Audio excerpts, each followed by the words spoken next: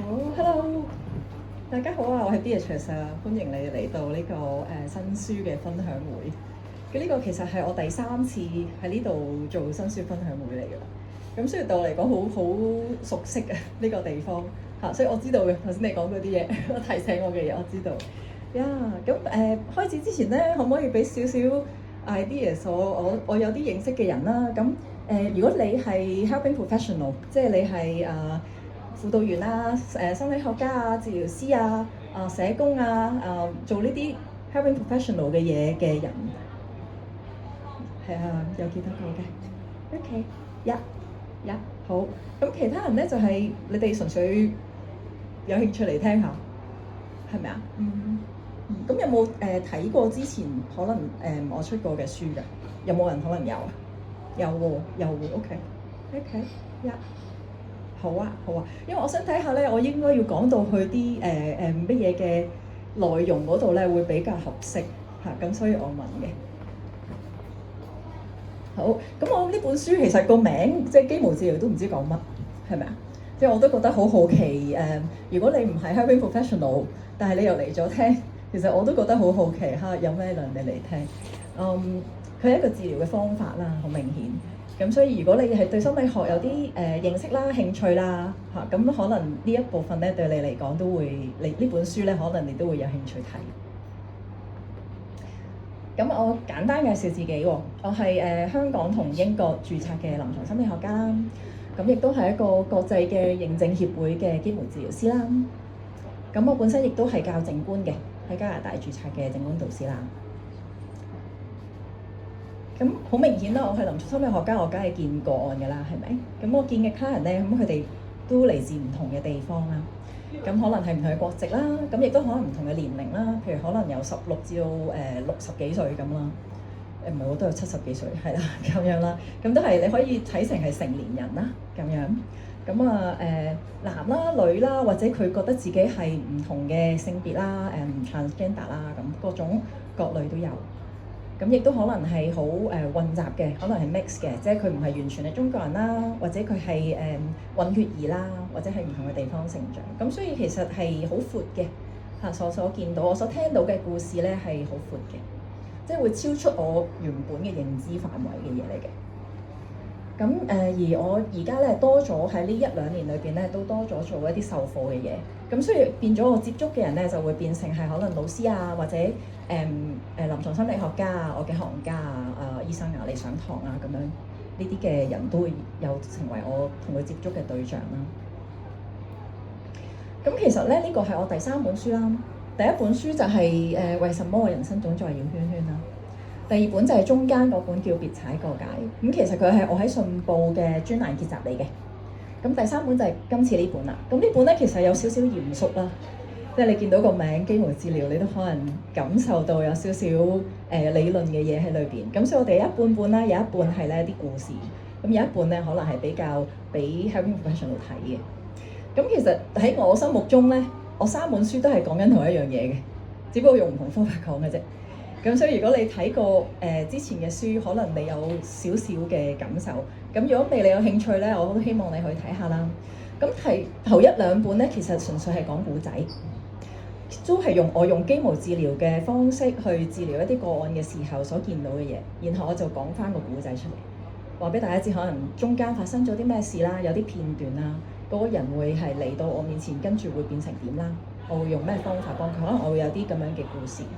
咁而今次呢本咧就可能多啲係理論上嘅嘢，即係講多少少係點樣做呢一個治療嘅嘢。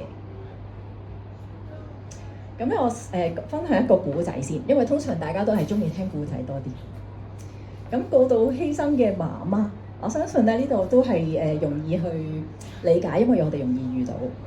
咁呢個個案係咁樣嘅，佢可能係上年嚟到我面前啦。咁佢嚟到嘅時候咧就因為佢個女返屋企鬧佢，咁佢就覺得好好奇點解我個女去咗見一個治療師，返到屋企會鬧阿媽嘅？你可唔可以話我知發生咩事咁樣？咁佢 happen 咧，佢個女嘅治療師係一個白人，而因為喺英國啦呢個個案，咁咧而佢個女嘅治療師就係肌毛治療師，咁呢個媽咪就嚟揾我啦，你係中國人啦，你又係基門治療師，你可唔可以解釋下，其實我女點解會睇完醫生之後翻屋企鬧我？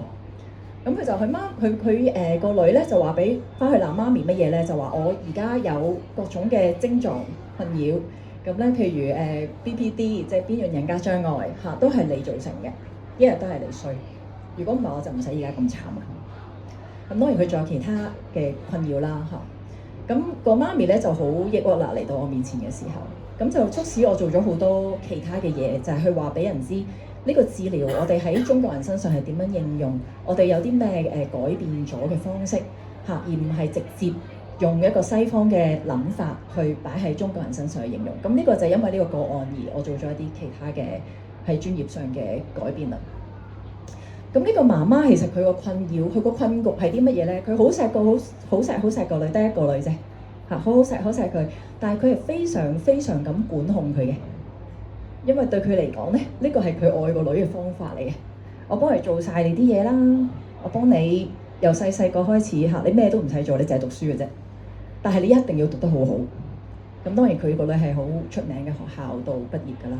咁後來就去咗英國啊咁樣。咁佢亦都將佢人生所有嘅價值放咗喺個女度。佢返工嘅即係唔係一個全職媽媽，你心目中諗可能見到嗰啲樣，唔係嚟嘅。佢係好叻嘅人嚟嘅個媽咪，但係佢係好冷漠嘅個人，即係咧佢有啲唔好知道點樣去理解其他人咁樣。佢有佢一啲諗法，然後佢嚟到我嘅面前嘅時候就不停講嘢嘅，噴嘴咁樣嚇。你可唔可以幫我做呢樣嗰樣，同我哋點樣可以解決呢件事咁樣㗎？咁佢係好有一個操控嘅感受嘅，令人好有壓力。咁你可以想像到，當佢係一個媽媽，咁你仲要係有一個尊卑之分嘅時候，你嘅成長過程喺呢個媽媽底下會係點樣啊？你一定要好聽話，因為佢好多嘅睇法，而佢俾好少嘅空間佢個女去表達啊、發掘佢自己啊咁，所以佢有呢個困境喺度，而佢唔係特登咁做嘅。佢亦都唔覺得佢係傷害緊個女嘅，咁所以當個女有一日翻到嚟話俾佢知，我所有嘅困難都係因為你，都係你唔好，咁對佢嚟講呢個世界好似瓦解咗，因為佢得佢一個女，佢嘅婚姻亦都唔係好愉快，而佢係一個有非常過度犧牲呢個 schema 呢個基模嘅一個媽媽嚟嘅。咁有呢個基模嘅意思係咩咧？就係佢會將人哋嘅需要行先，自己嘅需要就會擺開啲。咁好多你可以想像到做媽媽係有一個咁嘅訓練嚟㗎，係咪？你梗係要湊咗你嘅小朋友先啦，係咪啊？乜嘢都係佢行先啦，係咪啊？佢有食先，佢有咩都係佢去嘅需要被擺前啲。咁所以佢係喺一個咁樣嘅環境之下長大，而佢自己嘅屋企咧，佢嘅媽媽係非常重男輕女嘅。咁佢嘅成長就係佢媽咪嘅對佢嘅愛就係喺俾錢佢去讀書嗰度體現嘅。供佢外國讀書啊，咁都仍然算係非常慷慨。但係咧，平時係冇乜嘅溝通啊，冇 attention， 冇注視啊。通常都係阿哥比佢重要啊。佢係一個咁樣嘅環境長大。咁所以當佢做佢自己做媽咪嘅時候咧，佢係做好多佢自己媽咪唔會做嘅嘢㗎。佢管得好仔細啊，佢擺好多時間落個女度啊，佢幫佢安排好多嘢。而佢自己咧，佢自己咩都係靠自己嘅。包括去揾外國嘅學校升學都係靠自己嘅，所以佢喺佢心目中佢係盡力做一個佢自己冇嘅媽咪。咁你可以想像下，對佢嚟講，佢有幾大嘅一個震撼啊！當佢個女話俾佢知，你所有嘅問題，我治療師話一日都係你搞成嘅。有呢個基模啦，過度犧牲嘅人，佢哋通常有個咁樣嘅諗法啦，就係我唔講，但係你要明。因為如果我講我嘅需要出嚟，譬如我想你多啲注意我你好少留意我你唔記得我生日咁，佢唔會講啲嘢俾你聽啊，因為佢覺得咁樣好自私，佢覺得佢係應該要服務其他人噶嘛，咁所以佢唔會講呢啲嘢，但係佢心裏邊會覺得你應該明㗎，我唔講但係你應該明，所以如果你唔明咧，我就會唔開心，我就會好嬲。我為你犧牲咁多，點解你唔聽話啊？呢個係佢成日同個女講嘅嘢嚟㗎。我為咗你做呢樣做嗰樣做嗰樣做嗰樣數佢啦，然後就話你做咩唔聽話啊咁？呢個就係佢同個女平時嘅溝通。咁你可以想像到佢好多注意力咧，唔係喺佢個女過成點啊，開唔開心啊，生活點樣啊嚇，而係我叫你讀書，咁你咪睇下讀書啊，咁你今日考成點啊，你啲成績點啊，呢個係佢個注視點嚟嘅，就唔係喺日常嗰度，而佢自己嘅成長都冇人去注視佢快唔快樂啊，覺得好唔好啊，有冇朋友啊，佢都冇嘅，所以對佢嚟講呢件事好自然咁發生。我都係為你好啫嚇，佢嘅所有嘅不經意嘅傷害嚇，都係用呢個態度去出發，因為我真係想為你好，我幫你鋪路。如果你唔去間咁好學校，你第時冇競爭力㗎，咁我會好擔心你啊嘛，係嘛？我所以先至咁樣鞭策你，所有都係用呢個角度去出發，但可能發生咗好多傷害嘅事情。我已經幫你搞咗啦，呢樣嗰樣呢樣嗰樣。佢個女嘅情況咧係，佢係會成日唔記得找卡數啦。如果佢喺英國生活嘅時候，會突然間俾人 cut 電啦。因為如果阿媽冇提佢，佢就會唔記得交啦。咁佢係一個即係都幾依賴嘅一個成年人嚟嘅。咁所以佢媽咪就係咁樣去幫佢嘅，就係照顧周到。但係就唔係心情上嘅照顧周到，係生活上嘅照顧周到。當然俾好多錢佢使。呢個係佢愛佢個女嘅一個方法。而我同佢治療嘅過程之中咧，我睇到嘅係其實佢冇其他方法去愛佢個女啊嘛。佢覺得如果唔係咁，咁即係點啊？我唔理佢啊。佢諗到係1同埋0啊！嗬，我一係就咁，一係就我唔錫佢。好似係冇第3個可能性、第4個可能性咁樣。而喺佢嘅生活裏邊，佢所認知嘅世界就係媽咪俾好多錢嚟愛我啦，係咪啊？但係佢唔理我，我而家理好多我個女喎，我喺度補償緊我自己所冇嘅嘢。我已經盡晒力去做，點解你仲唔滿意啊？點解你仲覺得我唔夠好啊？點解你而家仲怪我啊？你諗到佢有幾委屈？所以佢嘅治療嘅過程其實係學習緊佢愛一個人可唔可以有多啲嘅方法，而可能嗰啲所謂多啲嘅方法係佢從來都冇感受過嘅。所謂放手啊，係咪？我哋如果成日聽嗰啲話，你個細女咁大個啦，唔可以再幫佢做差咁多嘢啊，你要放手。咁佢放手就係咁唔理佢啊，咁我唔愛佢啊，唔錫佢啊。喺佢個腦海之中，佢冇呢個圖畫喺度。咩叫放手嘅意思係邊？去到邊度？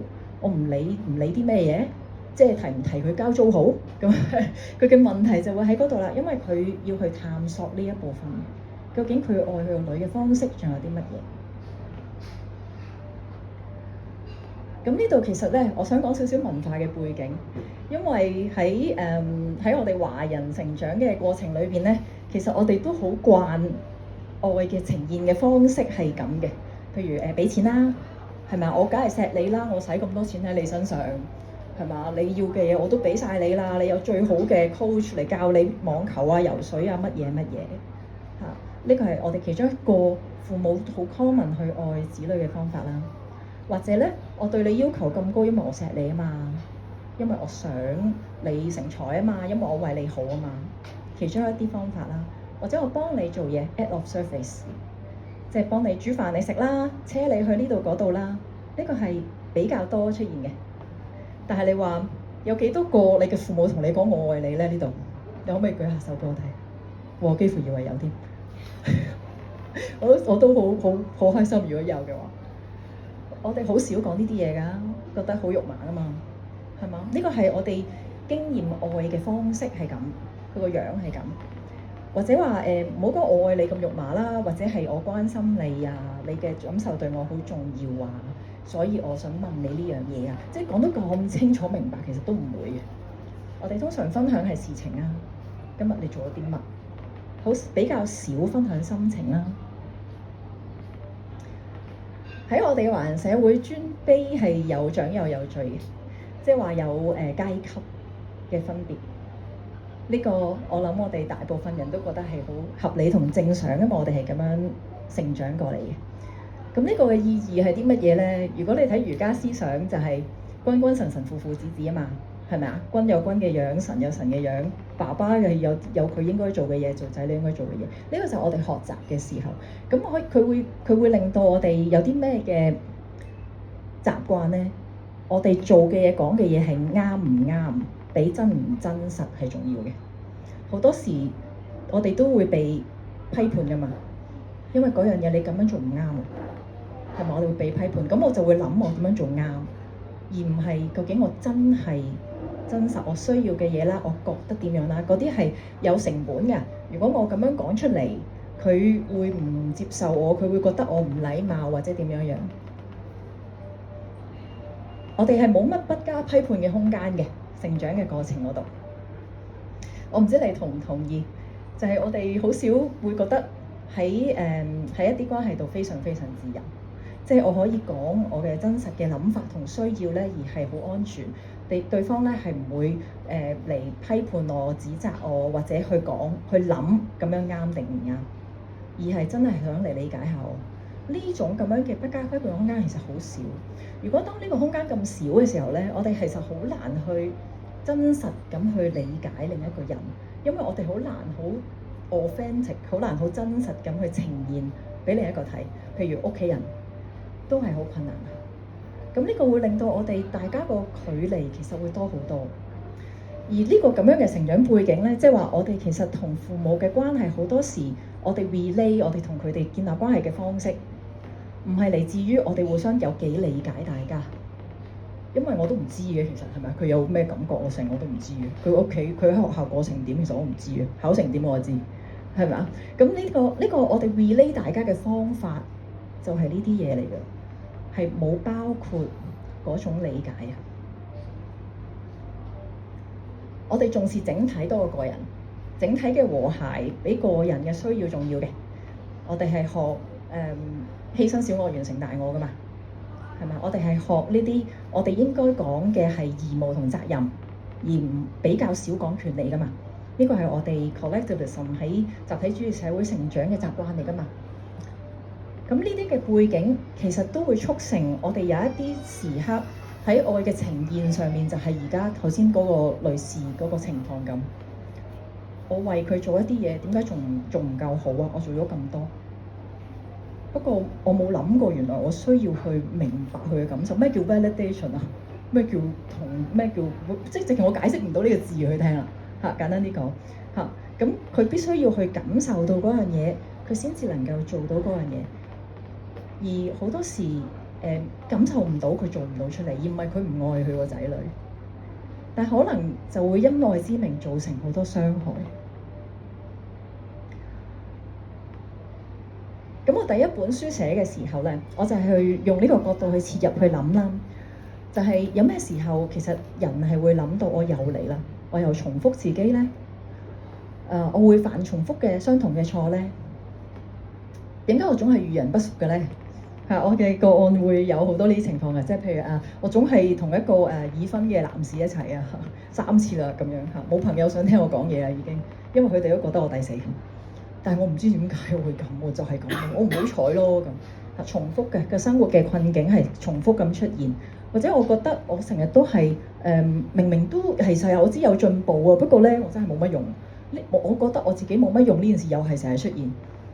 但係你客觀同我講我有冇進步，我梗係知道有啦，我有升職㗎嘛，嗰個係律師嚟嘅，大律師讀劍橋啊咁樣樣佢知道自己係出色嘅喺某個層面上面，我做緊個 firm 係幾出名性，但係我覺得我自己冇用呢件事就同時存在啊，佢不停重複呢個就係重複嘅人生困境，或者我唔敢進入一啲親密嘅關係啦，因為我中意一個人啊嘛。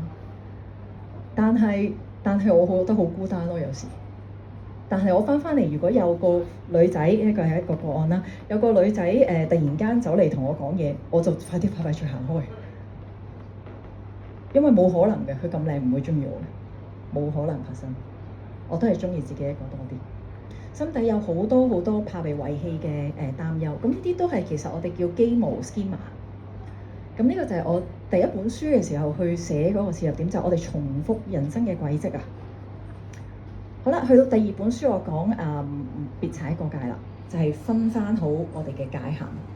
成長裏邊邊個聽界限呢個字啊 ？Boundaries， 我就冇啦，我就冇聽到呢個字，覺得界限好似係講緊數學嘅一啲 concept 咁。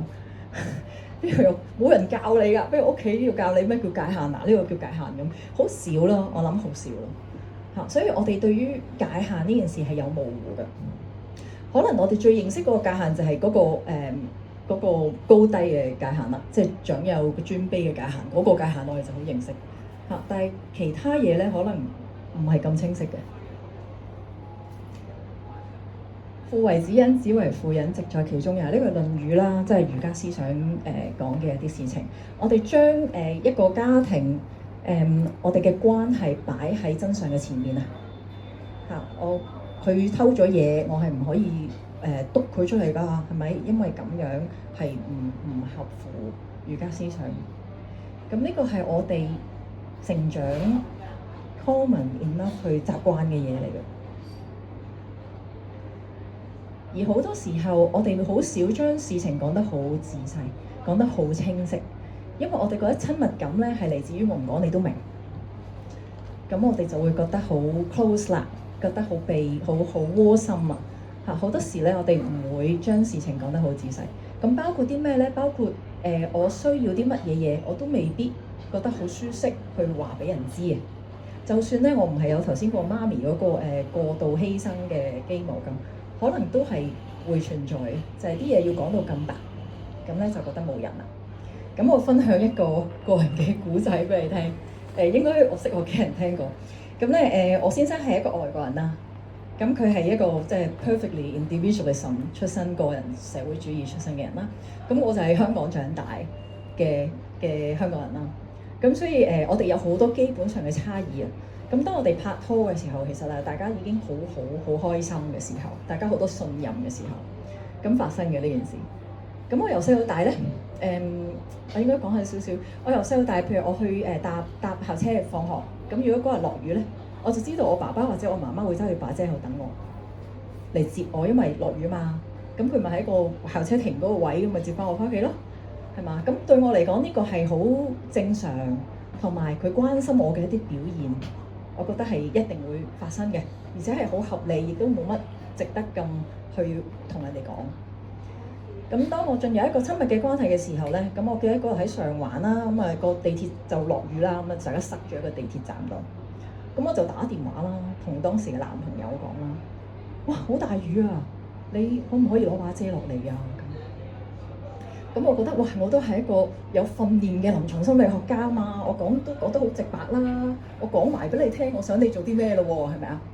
咁當時我個嗰時嘅男朋友啦，而家嘅先生就話：吓，你身上有啲嘢唔濕得㗎。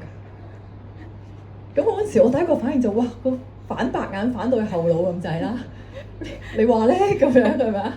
我心裏邊諗，咁小事你都唔做，我第一個反應就係咁小事你都唔做咁樣。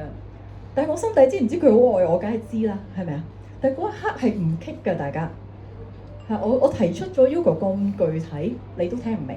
而對佢嚟講咧，咁佢後來我就知道啦，即係當我見到佢啦，見到我奶奶啦，其實佢哋係唔擔遮嘅，即係包括我奶奶70幾歲人都會，我喺芝加哥嘅時候落雨，咁我揸住把遮，好似要快啲去遮個老人家嘅時候，唔使，趕到走喎。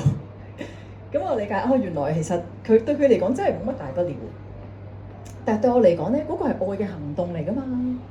接放學係我心裏邊好深刻嘅印記嚟㗎嘛。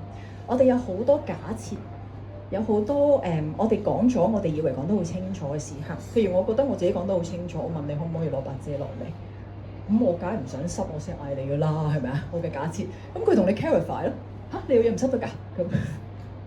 咁佢又好直接咁嚟問你嚇，可以再直接啲嘅，原來係啊，有嘢唔執得咪我咯，嗰個原來我要咁講嘅。咁我哋其實咧喺我哋嘅文化當中，好多時我哋講嘅嘢喺上邊呢一 part，而我哋溝通係喺下邊呢一 part。我哋自己知道，因為我哋喺同一個文化裏邊，我哋就會已經知道。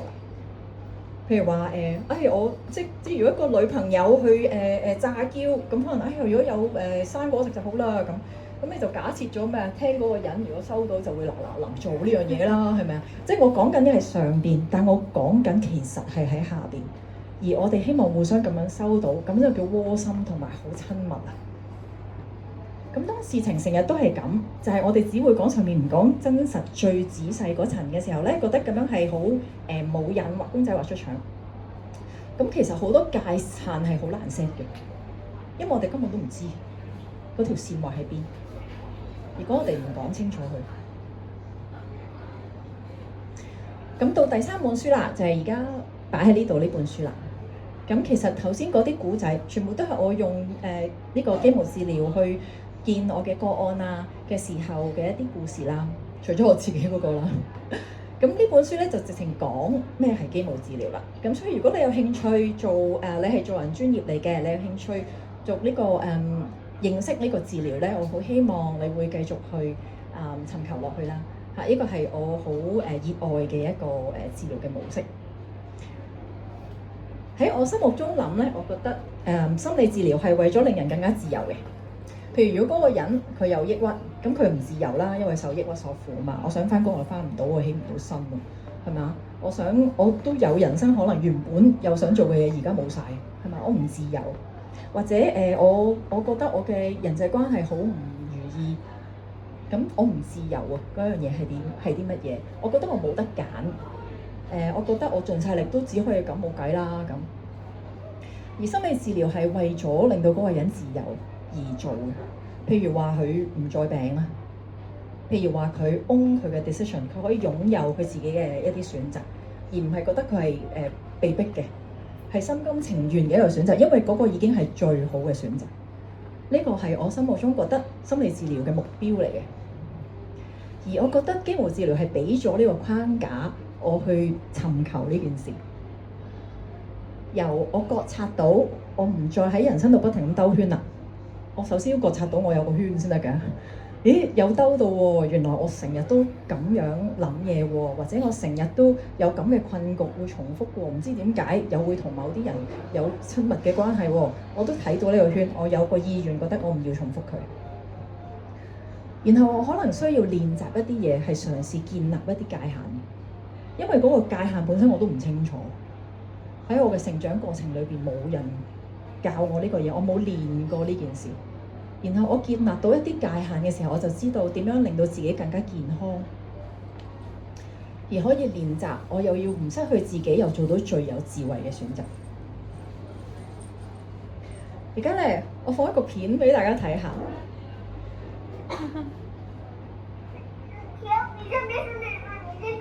你先回答我的問題好嗎？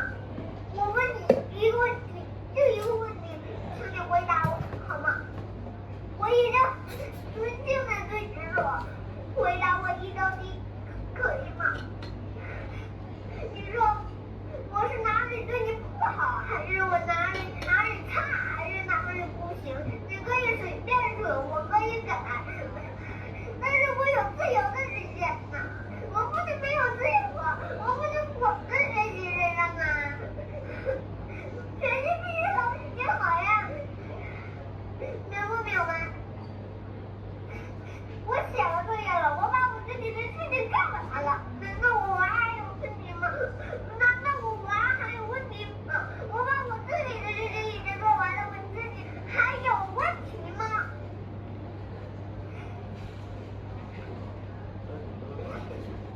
我9點就睡了呀，我還是玩了半夜，你說我玩不半夜嗎？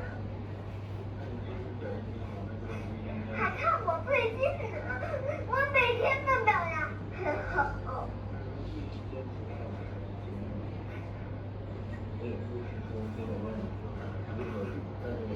他如何如何呢？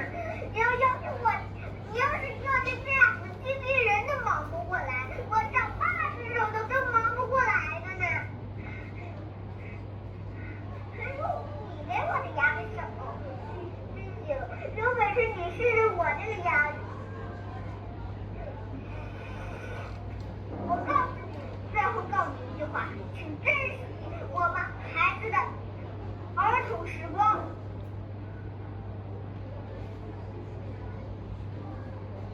好，呢個小朋友喺度吶喊啊，係咪啊？我見到有啲樣咧，好似覺得真係有啲心痛佢。我估呢個小朋友佢有啲咩需要冇被滿足啊？如果我俾你揀，咩色啊？黃色。黃色，係。仲有冇啊？綠色中間，綠色中間呢個，哼，係。仲有冇啊？青色呢個自由表達情緒空間。哦，呀，係。你睇到一個小朋友，如果佢能夠咁清晰咁講俾你聽，喊晒，但係同時咁整體咁清晰咧，好難啊，係咪啊？咁細個，咁我哋就可以知道多少少啦。喺佢嘅生活裏邊，其實冇乜自由啊，係嘛？所以自主需要冇被滿足啦，因為佢連玩一陣跟住就瞓覺，係咪啊？都冇乜自主嘅空間啦，表達嘅空間亦都唔係好多，所以而家要咁樣喊晒咁樣講，因為平日可能都冇乜人聽，係嘛？點解我哋咁激動？就係忍耐咗好耐，終於而家我爆俾你聽，係嘛？應該表達佢嘅需求同情緒嘅空間都係比較細啦。同埋咧，隨心而行同玩樂啦 ，spontaneity 呢個喺香港都係非常嚴重咁缺乏啦，係咪啊？見到大家岌頭呢個好容易 relate 啊，好容易理解。我哋有啲核心嘅需求冇被滿足，然後就會產生咗一啲基模 schema， 然後就會令我哋有一啲困擾。咁基本上 schema therapy 就係做呢樣嘢，就我哋點樣可以滿足翻呢啲核心嘅需求，而係一個 adaptive 嘅有適應性嘅方式。舉個例喎，如果我細個我係咁樣大嘅，我好需要隨心而行同玩樂啊！而家咁我日日去蒲啊！而家因為我而家大咗啦嘛，唔使俾阿爸阿媽管。咁我日日去蒲啦，我日日飲酒啦，我日日去食煙啦，take drugs 啦 whatever 我都做晒，我可以做嘅我都做晒佢。咁呢個係咪一個好適應嘅方式啊？因為佢帶俾我一啲後果啦，係嘛？所以我見到人擰頭，因為佢帶咗一啲唔好嘅後果俾我。佢都係一個方式嚟嘅，我都滿足咗嘅呢個需求。但係可能佢帶咗啲唔好嘅後果俾我，個成本好高。而我哋所謂適應性咁去滿足呢啲需要，就係佢係最平衡嘅一個方式嚟嘅。可能我會容許自己做某一啲去到某個程度。咁呢個就係可能我哋要揾嗰個中間出嚟，所謂最平衡、最合適，而滿足到自己某一啲嘅需要，成本又唔會太高。咁呢個其實就係肌無治療嘅核心嚟㗎咯喎。咁我哋一般呢個我嘅觀察下，一般嚟講有啲咩可能令到呢啲需要唔滿足咧？第一個係安全依附。secure attachment， 即係講緊咧，我要覺得我嘅環境呢度好多嘅，其實我要覺得我嘅環境係可以 predict 㗎啦，即係可以預期㗎啦，安全啦，包括身心嘅安全啦，嚇會有人明白我、關心我、保護我㗎啦，嚇唔會突然間消失㗎啦，啲人嚇阿爸阿媽突然間走出去過大海，跟住我翻屋企就會冇門口入啊咁樣，即係呢種就係安全嘅依附，我係一個可以預期嘅環境有安全嘅感覺嘅。咁呢啲教養啦，你唔聽話我唔要你啊！佢覺得我唔安全啊，唔安全啦，好明顯係嘛？因為你話你唔要我，如果我得幾歲，我真係信你嘅喎，係嘛？因為呢個係個心理上嘅唔安全啦，可能佢冇真係遺棄佢嘅，但係即係如果我見嘅個案裏邊就真係可能會啦，拱佢出去，唔知屋門口啊、閂門唔要佢啊咁嚇，真實有一個威脅喺度。咁如果佢細個有呢種經驗咧，佢就可能細個裏有嗰啲核心嘅需求就冇被滿足啦，咁就可能會形成一啲嘅 schema 基模啦。自主嘅需要啦，我哋一般頭先講嘛，愛嘅方法係我幫你啊嘛，我幫你做晒佢。咁其實你都係冇咗一個空間去學習自主啊！我幫你煮晒飯佢，你由細到大都唔使煮飯，其實你冇機會學㗎啦，嗰樣嘢係嘛？我要 support 你先有 autonomy 㗎。我有冇 scaffolding 啊？我有冇去用你年紀所應有嘅一個需求去期待你，然後引導你去達到自主呢個目標咧？咁當然好多父母其實好困難啦，要做到咁仔細。所以 again 我哋講嘅唔係好似我頭先嗰個個案咁，我哋唔係話咁佢真係一個唔好嘅媽媽，而係佢都有佢嘅困局啊。佢因愛之名造成咗一啲傷害，而我哋希望盡量可以唔使有呢個困局，咁就最好啦。咁自主幫你做晒佢係其中一個攞走咗自主啦。另一個係其實如果好多價值觀已經好定晒喺度，我哋成家都係醫生嚟嘅，咁你就最好都係醫生啦，係咪啊？雖然阿爸冇咁講，但係佢黑面咯。如果你話你唔讀醫嘅時候，係嘛？自主嘅需求冇被滿足。自由表達情緒需要嘅空間。如果屋企有一個人成日都表達，勁講，一日到黑都喺度講，但係你係負責聽嘅啫，因為你係細個，佢有話語權，咁你嘅空間就自然冇乜㗎啦。喂，呢個好正常，你就會被訓練成我係聆聽嗰個啦，因為都冇人俾空間我講，或者我講嘅時候冇人理我啊，或者冇一啲正面嘅回應俾我啦，亦都冇人問我啦，我亦都慣咗冇人問我啦，咁我就假設咗其實唔講都係 OK 咁樣，好正常。咁到我識朋友，人哋話你唔講自己嘢㗎啦，我係講，我不嬲都係咁啊。我個人係好內向，好靜咁。或者當你表達嘅時候，父母一啲反應，主要照顧一啲反應係你唔應該咁樣覺得嘅。咁我哋叫 invalidation 嚇，否定。隨心而行同玩樂啦。而家我哋好多小朋友其實行程都比較滿啲，即係隨心而行同玩樂嘅需求係難啲被滿足嘅嚇。咁呢度係一個好重要嘅平衡。其實隨心而行嘅 spontaneity 係 unstructured time 啊嚇，但係而家我哋好多父母嘅係 structured time 啊嘛。我估都係去玩啫嘛，去打網球啊嘛，係咪 structured time？嗰個唔隨心而行嘅，雖然佢有玩樂嘅成分。隨心而行係 boring 嘅 time 啊嘛，冇嘢擺喺度，佢會話好悶啊，媽咪可唔可以睇手機啊？唔準睇手機。呢啲叫做 spontaneous time 啊嘛，就係嗰啲佢會 complain， 父母覺得好煩，然後又未必有時間同有興趣同佢玩，嗰啲時間非常缺乏。安全嘅界限同埋自我嘅控制，一啲訓練自我控制。有時可能自我控制訓練就喺某一啲位置嗰度，但係喺其他位置嗰度冇啊。即係讀書嘅自我控制可能被過度咁訓練嘅，但喺其他嘅地方度可能冇嘅。嗰度係一個點樣嘅平衡咧？咁呢個講緊係父母有一個對於年紀有一個合適要求有一個睇法。有時有啲父母好得意嘅，佢哋咧同一個10歲、15歲到佢成年，個要求係一樣嘅，我都話咗你好多次㗎啦，一樣嘅，即係佢冇睇住嗰個小朋友嘅需求而去有一個期待改變，但可能佢係冇辦法嘅，可能佢揾食都已經忙到死啦，係咪啊？我仲得閒諗你咁多咩？而家幾多歲同你點講嘢？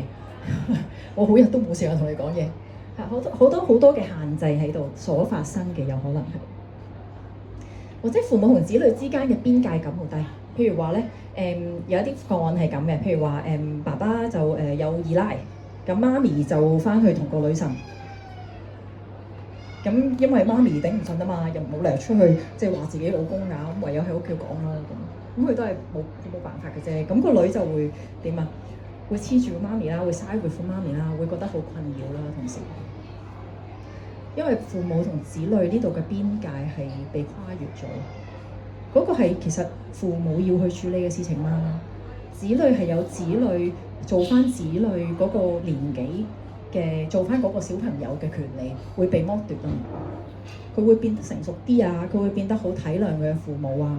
而好多時我哋大人會覺得咁樣係好咯，佢好乖㗎，好生性啊，好體貼啊，係暖男嚟啊，係咪啊？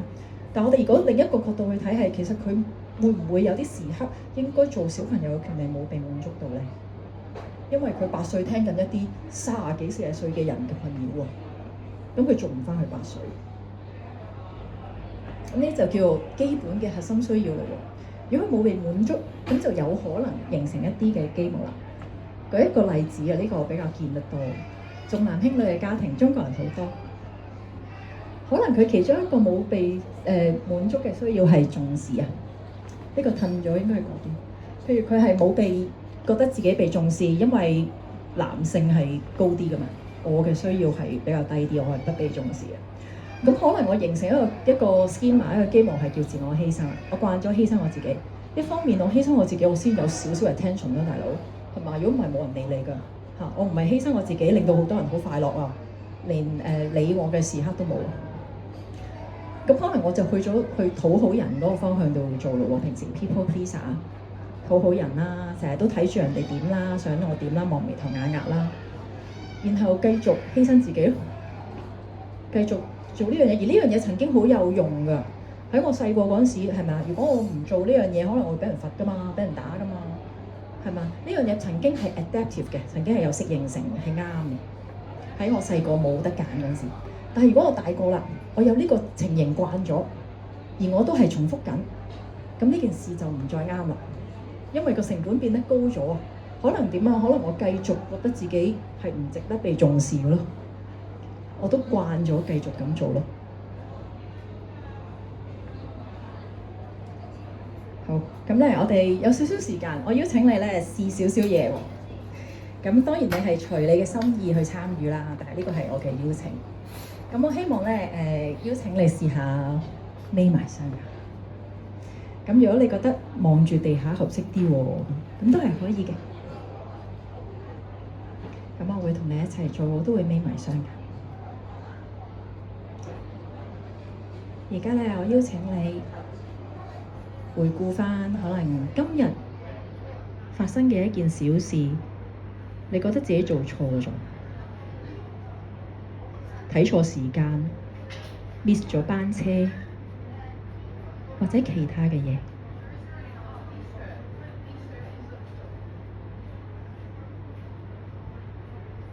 如果你已經揾到呢件事啦，記得啦，我想你咧將嗰件事而家喺腦海度重溫佢一次，留意一下，當呢件錯事出現嘅時候，心裏邊有啲咩呈現嘅？你同自己講乜嘢嘅？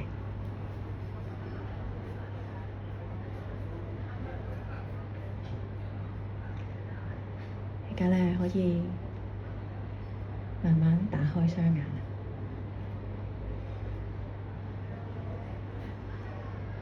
好，咁呢個係公眾場合，我唔會畀個咪你，叫你講啦。不過試下咁樣講，睇下有冇人願意有少少嘅分享。有幾多個人會鬧自己？當你諗返你做錯嘅事情嘅時候，批評自己啦。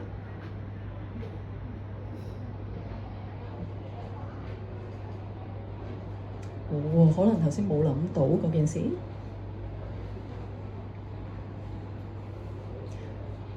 咁你諗到啲咩㗎？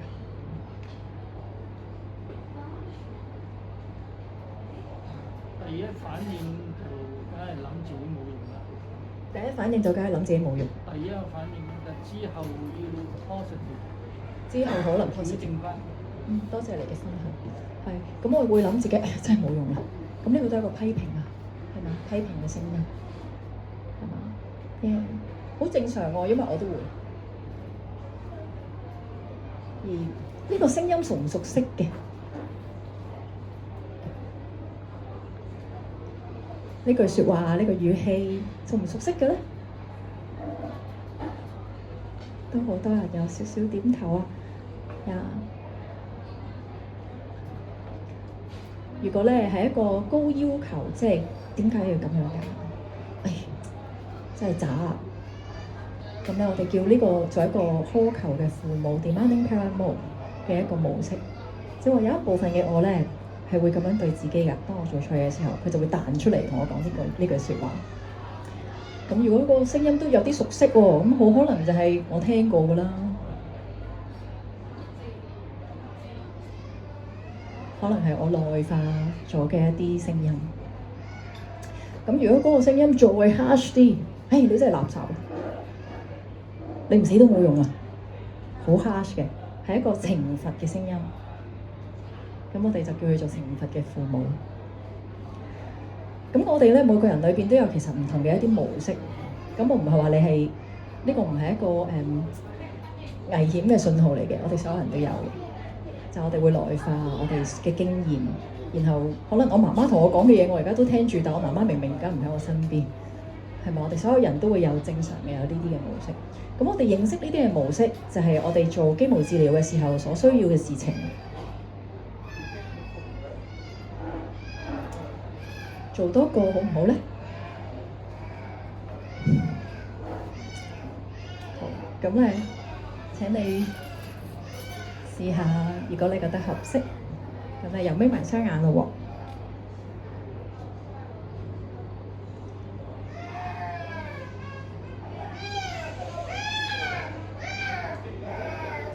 而家咧想像一下，你可能放工啊、放學啊咁樣喎，你喺條街度行啦，行下，你見到前邊有一個小朋友，佢自己一個人喺度，有一個小朋友。你咧越行越近佢啦，就邀請你望下呢個小朋友，佢個樣係點嘅？佢喺度做緊啲乜嘢嘢？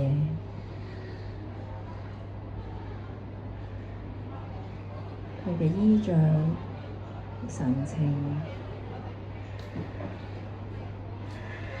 同埋你見到佢嘅時候，你嘅感覺係點㗎？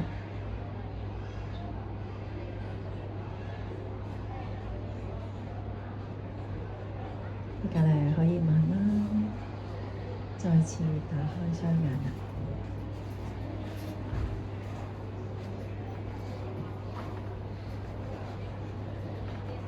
雖然我冇辦法知道你見到嘅係一個點樣嘅小朋友啦，亦都唔係好合適去問你啦而家。咁但係喺我經驗裏邊咧，比較多會出現嘅咧係我哋自己嘅一個脆弱小孩嘅小朋友。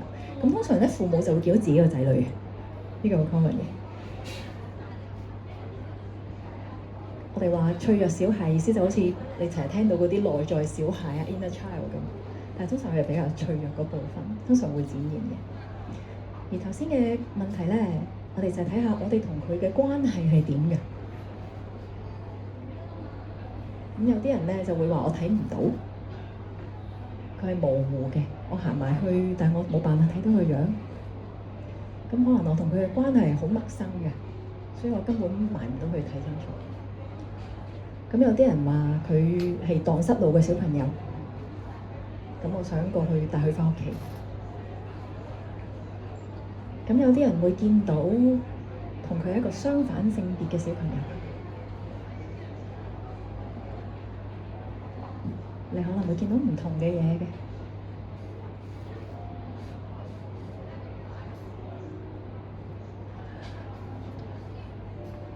咁你如果做肌毛治療嘅時候，喺個治療室裏邊會發生嘅事咧，就係其中呢啲，好似頭先你嘅經驗咁。我哋嘗試認識自己唔同嘅部分啦。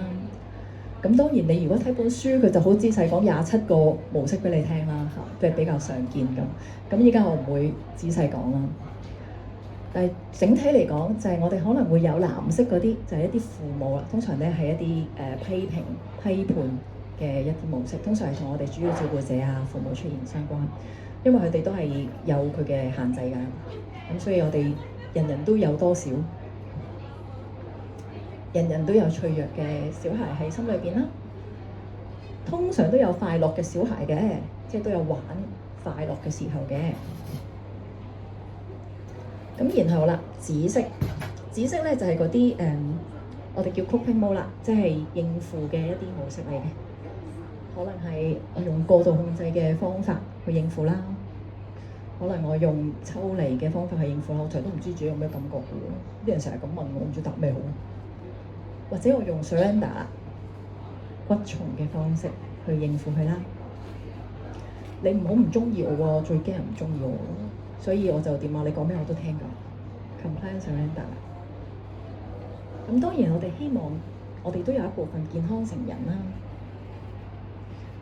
而我哋做治療，所謂肌毛治療咧，就係我哋想將呢個健康嘅成人咧，將佢變到越大越好。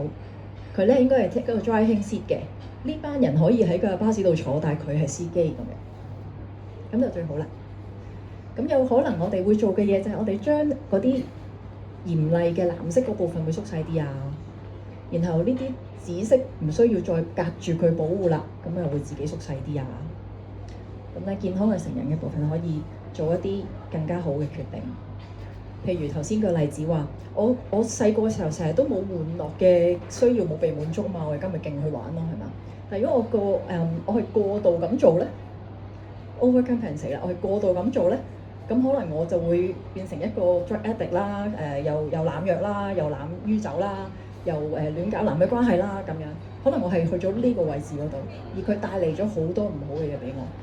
咁但係我希望嘅係咩啊？我希望嘅係呢個健康成人可以大啲幫我做一個更加好嘅決定，而嗰個決定係我心甘情願嘅，我覺得最好嘅。雖然佢唔係最完美嘅，可能我都有遺憾嘅。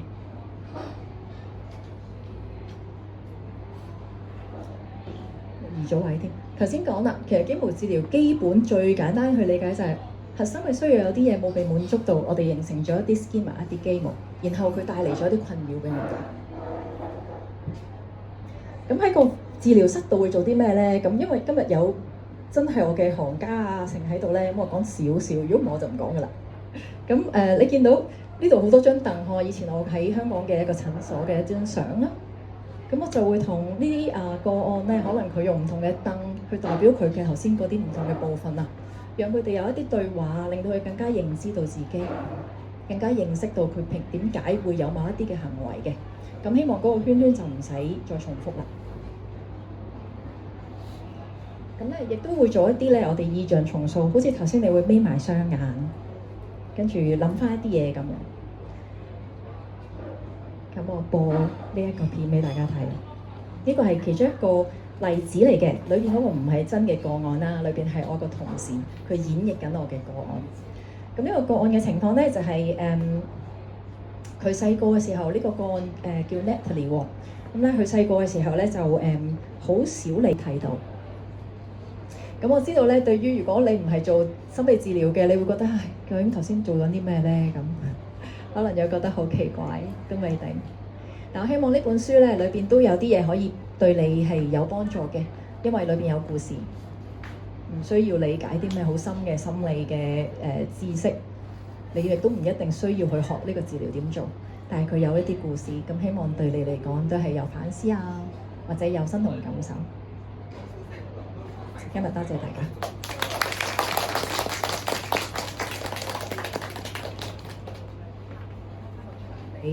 我交翻個場俾成品。